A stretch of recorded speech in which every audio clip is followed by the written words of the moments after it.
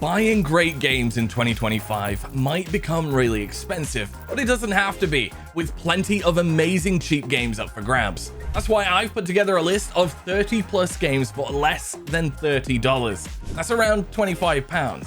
From AAA blockbusters to indie gems and Game of the Year contenders, there is something for everyone in this list. Ahoy folks, I'm Craig of Pure Xbox, and let's dive into the best games under $30 on Xbox.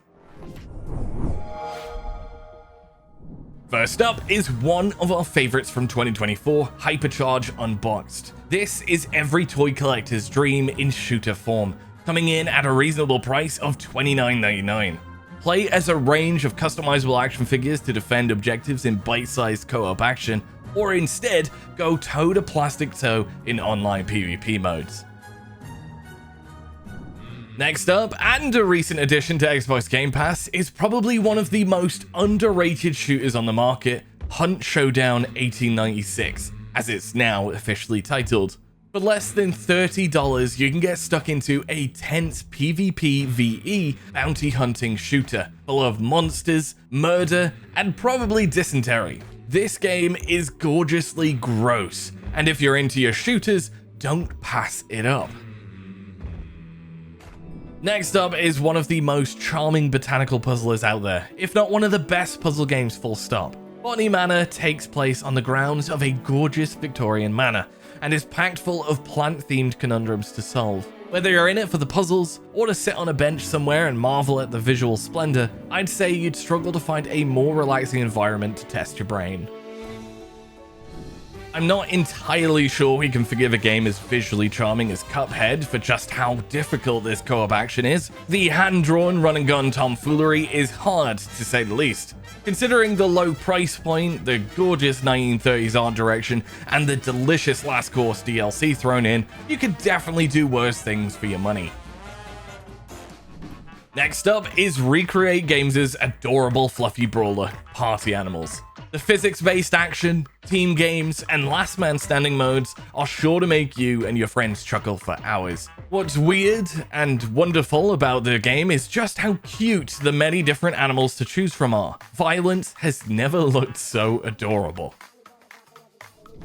We're not quite done with the cute fluffy animal games just yet. Next up is Stray, a personal favorite of mine, which follows a lost cat and their robot companion. The game takes place inside a neon-drenched cyberpunk dystopia, which needs the feline touch to solve puzzles, uncover mysteries, and terrorize the robot locals.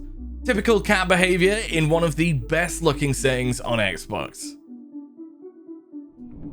This next one is simply a good time blowing stuff up. Teardown is all about the planning and execution of heists. What makes this cheap game such a good time is that pretty much everything in the levels is made up of fully destructible voxels. And boy oh boy, is it fun to get clever destroying your escape route to freedom.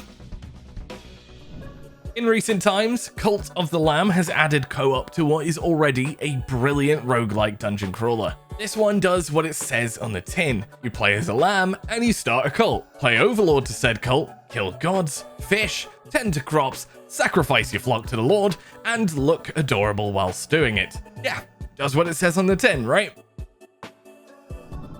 Animal Well is a puzzle platformer whose simple presentation belies a layered, intricate labyrinth of mysteries. As you explore its complex Metroidvania map, you'll find various items to help you uncover secrets, find hidden collectibles, and learn the truth about this enigmatic place, filled with friendly and not so friendly animals. Rolling the credits is just the start. There's so much more to this game that meets the eye, but we'll let you discover how deep the rabbit hole goes.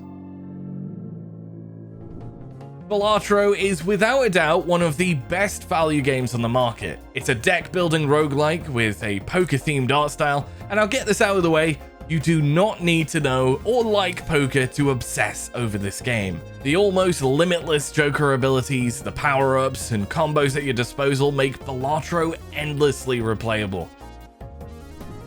If you like your classic 2D Zelda games, then you are going to love Tunic.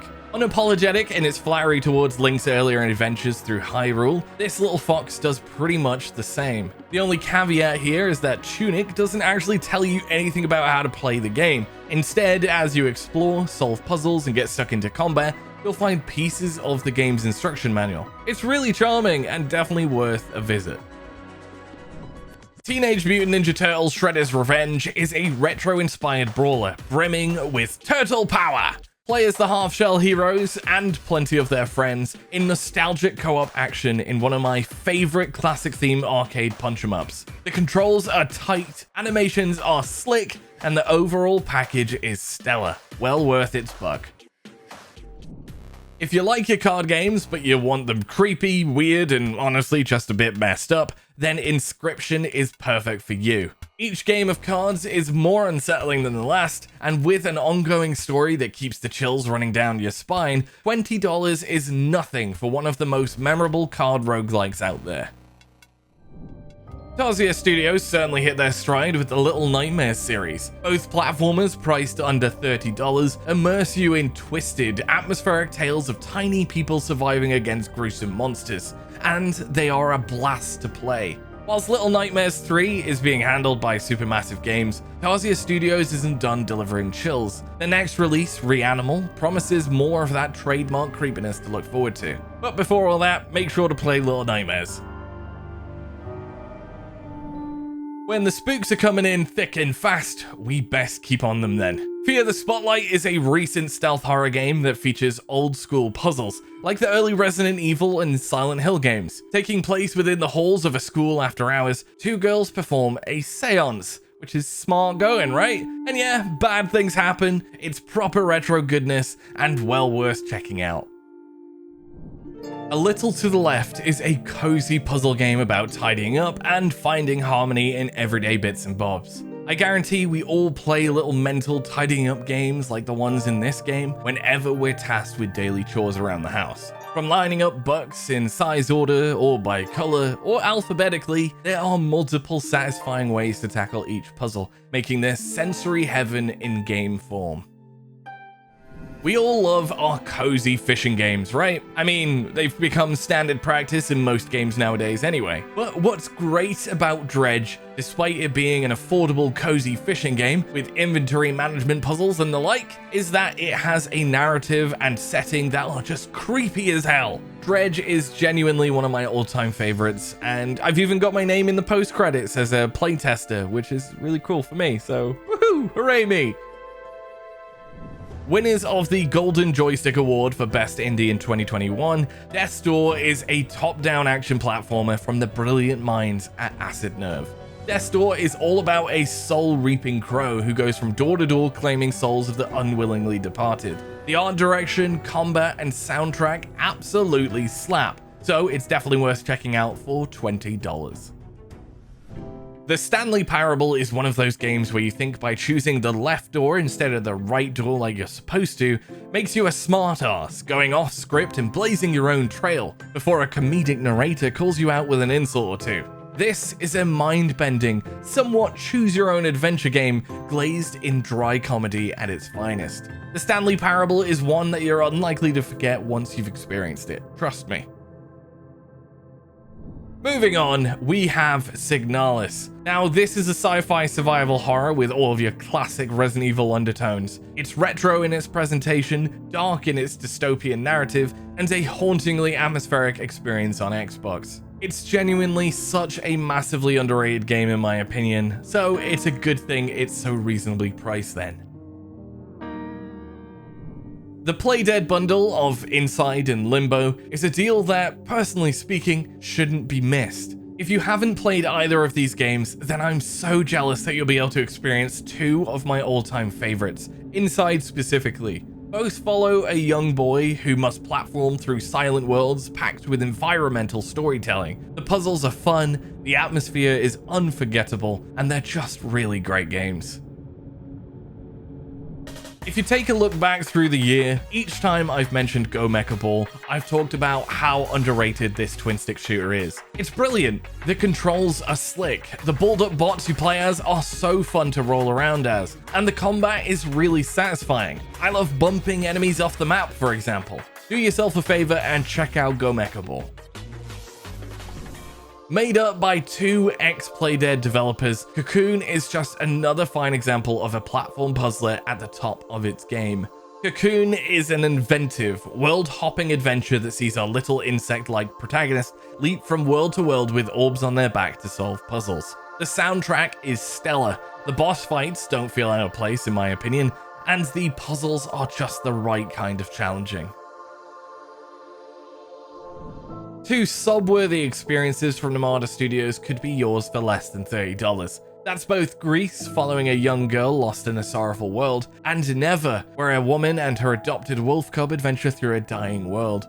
Both of these games have legitimately moved me to tears in their presentation, but on top of that, they're just solid platformers.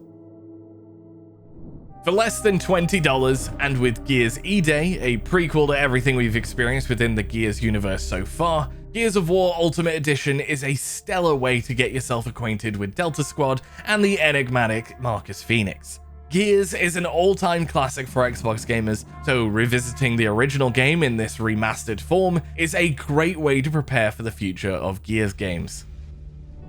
Speaking of flashy remakes and remasters, the developer of It Takes Two, Hazelight's first game, Brothers: A Tale of Two Sons remake, is a cheap yet unforgettable experience to have on Xbox. Brothers follows two sons, one older than the other, who embark on a deeply emotional journey to save their poorly papa. The controls are unique, moving each brother independently via the analog sticks. It's like a mental motor tongue twister at times, which makes for great gaming. The third installment in the Metro games, Metro Exodus, is still one of the better looking single player FPS titles out there. With all the dystopian, irradiated, and vodka fuel vibes set in a post-apocalyptic Russian metro system, Exodus nails its narrative and atmosphere. And for less than $30, you've bagged yourself a bargain. Phasmophobia hit its stride on PC a few years ago, and recently continued that successful run of form on a console too, having now sold over 22 million copies of this spooky little number. In Phasmo, players have to keep their wits about them as they try to uncover what kind of ghost is haunting the residents they're called to. Not only is Phasmophobia a super scary game with immense creepy vibes, but it's also one of the funniest games to play with friends. Brimming with a rich atmosphere sure to give you the chills, Crow Country is yet another phenomenal retro survival horror game. For less than $20 and inspired by the old school greats like Resident Evil and Silent Hill, Crow Country is one of the cheapest games to bag a near perfect review score on Steam. Puzzles, riddles, and a host of horrors are packed into this one, so check it out. Finally, we have a blast from the medieval past with Kingdom Come Deliverance. This is one of those hardcore RPGs grounded in historical motifs. This story-driven adventure sets our peasant boy protagonist off on a tale of revenge, glory, and honor. With a sequel on the way next February, now might be the time to get to grips with what made Kingdom Come Deliverance such a revered game in the first place. So there you have 30 plus games for less than $30. Turns out that my taste in games is pretty much anything between $10 and $30. There's just so many indie gems in there. Be sure to let us know what you pick up in the comments below, but all that's left to say is bye-bye for now. Cheerio!